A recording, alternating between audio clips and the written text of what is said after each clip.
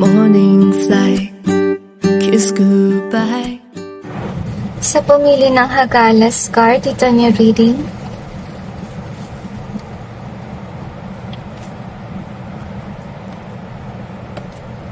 Tingnan natin kung ano mensahe ng Panginoon para sa inyo. I'm sensing evil karmic, to be honest with you.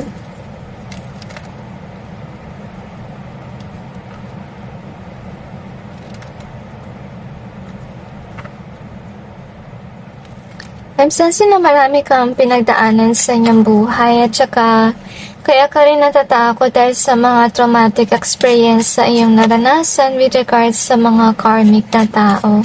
But yet God wants you to know na you really have to trust and have faith kay God kaysa dun sa fear mo. Kasi I feel it's really holding you back from having something that is definitely good for you. So, anyway, clarify natin yung cards to gain more information.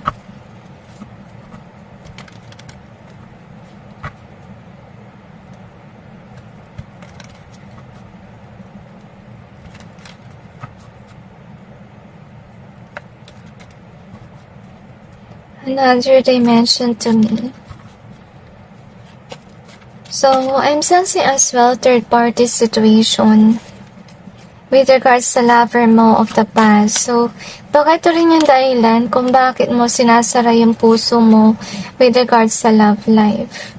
So far naman, your career is good kasi sa umpisa ng yung reading na sense ko talaga na may potential ka na umangat sa iyong career. I feel nahirap ka na talaga magtiwala, lalong-lalo na sa love life or sa mga tao na kasalamuha mo. But yet, God wants you to know na hindi naman lahat ng tao ay masama. Okay? At saka, I really feel here, desa mo talaga na umibig someday. Okay?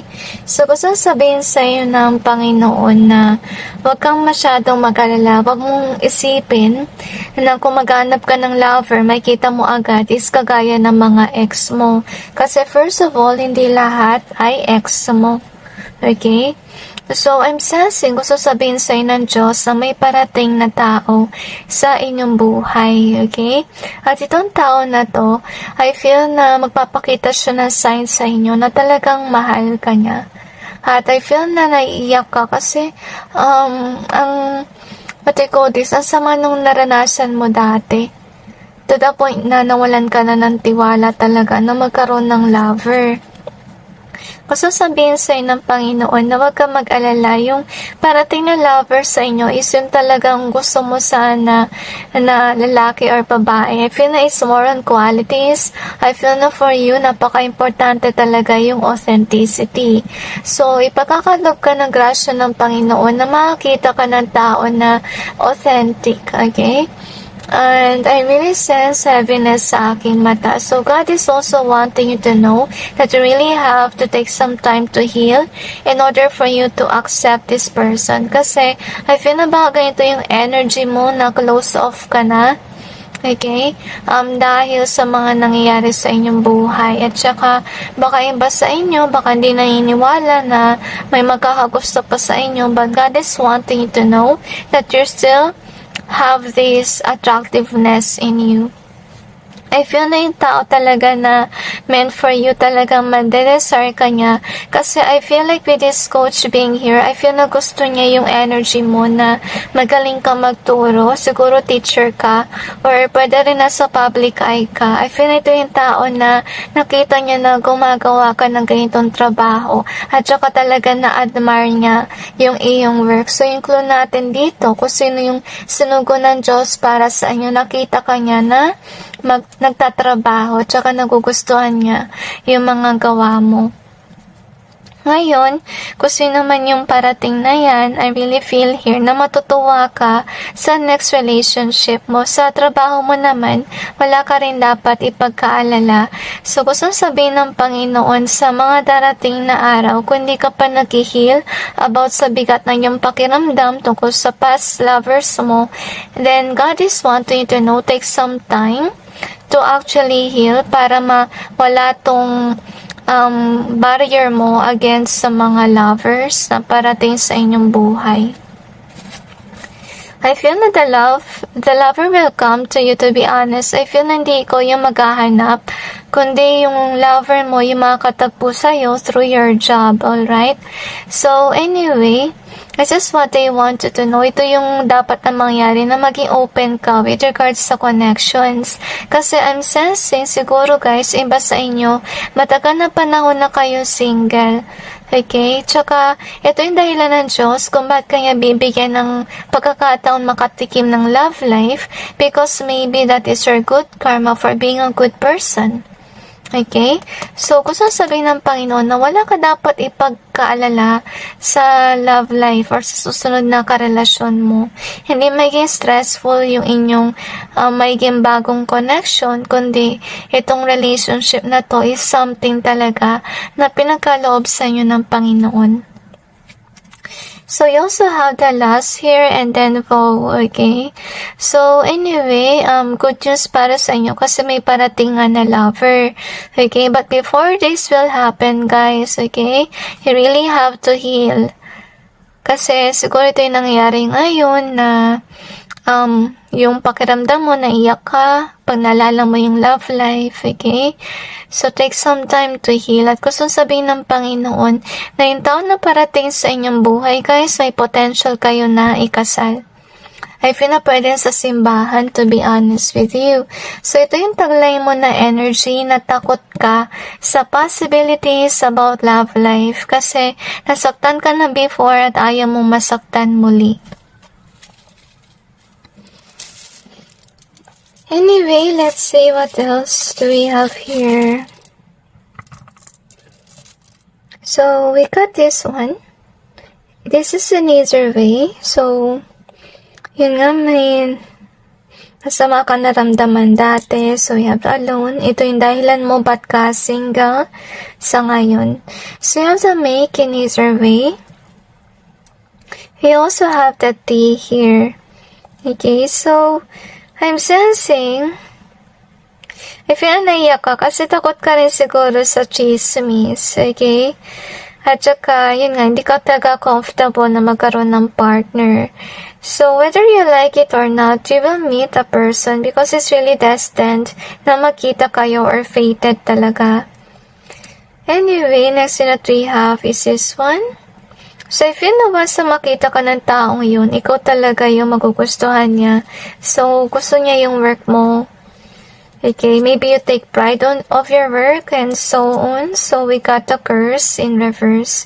So, kung sakali man nakulam ka ng kung ano man mga spell na yan, okay, hindi yan na-epekto sa bago mong karelasyon. Meaning lang nun, example lang guys, kung mari may nag-curse sa inyo ng breakup spell, okay? So, kung maging kayo ng taong papadala ng Panginoon, hindi kayo maapektuhan. Kasi first of all, you guys are destined for each other. So, we have this one. So, as I told you, may potential na ikasal kayong dalawa. And it's my angel being here. So, this is actually nice, guys. Kasi papadala sa'yo ng Panginoon na tao is somebody na angelic vibe. Okay? Talagang, I feel na my destiny. Okay, so I'm happy for you guys. So anyway, tinan pa natin kung ano pang mensahe ng Panginoon for you.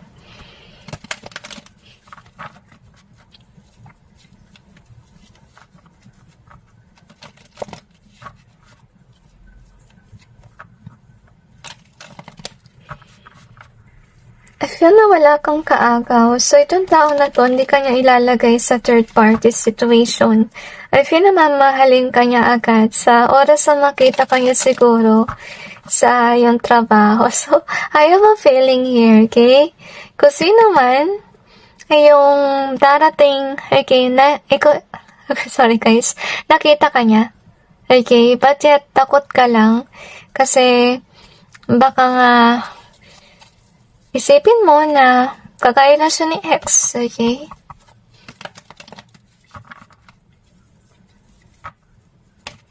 So, wag ka daw mag-isip ng masama. Anyway, tinan natin kung ano pang meron. Kung sakali man may na-curse sa inyo guys, ang breakup spell or kung ano man, it will backfire on the sender. Okay? So anyway, ito yung cards mo. So, isa pa mensahe ng Panginoon na huwag ka mag-hold on sa negative thinking na yung mga tao, lahat ay kagaya ng ex mo. Okay? Kasi, as you can see, I feel like you're destined to have true love. At saka, I feel like with the moon being here. So, iba sa inyo, baka meron na nakaka-crush sa inyo at hindi mo pa alam yun kasi nakadikit ka sa nangyari noong past. Okay? So next one that we have is this one. So God is calling on you to actually leave the past behind. Okay? Miyak kayo guys. Okay? Kasi mabigat pa rin yung pakiramdam mo sa iyong puso habang sa nangyari sa inyo noong past. At ito yung dahilan kung bakit meron kang clouded thoughts about sa love life. At dahilan mo rin kung bakit hindi ka nag-e-effort with regards sa love life or pwede rin na hindi mo pinupush si love life na mangyari sa iyong buhay. Ngayon gusto sabihin ng Panginoon na kung sino man yung nangungulam sa'yo ng kung ano-ano, they mentioned to me na hindi ka maapektuhan yan. Kaya lang to nangyari noong past na madalas ka malasin sa love life kasi maybe those people are not the right person for you. Because first of all, they're not upright and they're toxic to you. So, hindi yung dapat mo malaman na if somebody is meant for you, kahit na ilang spell work pang tumama sa inyong love life situation or whatsoever, hindi yan na-epekto guys. Kasi first of all, you guys are destined for each other. Okay, and anyway, that's it guys with regards to your reading. I just hope this may give you some insight. Okay, karma reading daw. So, karma reading nung nangungulam kasi may nakita tayo dito nangungulam. So, wait, tingnan natin.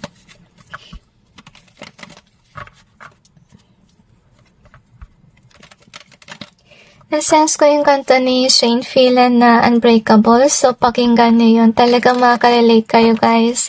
At saka, wini-wish nyo na sana may tao na ganun. Okay, na talagang concern for you.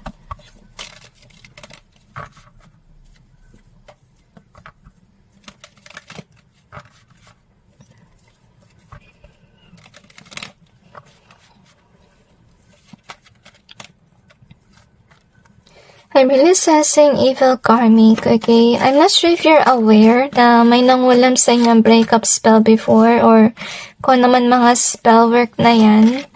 And I'm sensing whomever that is, meron siyang evil entity within or I feel na meron din siyang evil eye, okay? Meaning lang kasi nung evil eye na yan, meron yung negative emotions, okay? So anyway, ito yung kanyang karma. So, with regards sa kanyang work, kung dati ganito, na balansa siya, dati ang panahon na mawawalan siya ng trabaho. At saka, I feel na yung future niya is definitely clouded, to be honest with you. At isa rin sa kanyang karma, guys, with regards sa work mo, kaya kaswerte sa career. Kasi, guys, yun yung isa sa good karma mo. Okay? And this person has to see you in this way, na angat ka with regards sa career. At saka expressive din. And you're going after your goals and your dreams. Isa sa kanyang karma, guys, makakatagpo siya ng mga tao na kagaya niya na hindi mabuting tao. At saka I really sense na hindi mabuti yung kanyang pera. Yung kanyang karera with regards sa career. Isa sa kanyang karma, they have to see you in this way na meron kang karelasyon at meron ka din abundance ng pera sa inyong buhay. Siya naman puno ng problema or issue pagdating naman sa kanyang trabaho at sa kanyang love life din. Kasi I feel here na this person is actually stepping in unstable ground. Parang siyang nakatungtong sa panaginip lang na isang bola mawawala na. Okay, so both career at saka sa love life, ganito yung mangyayari sa kanya. So anyway, that's it guys with regards to your reading. I just hope this may give you some insight and awareness about your situation. And God bless all of you.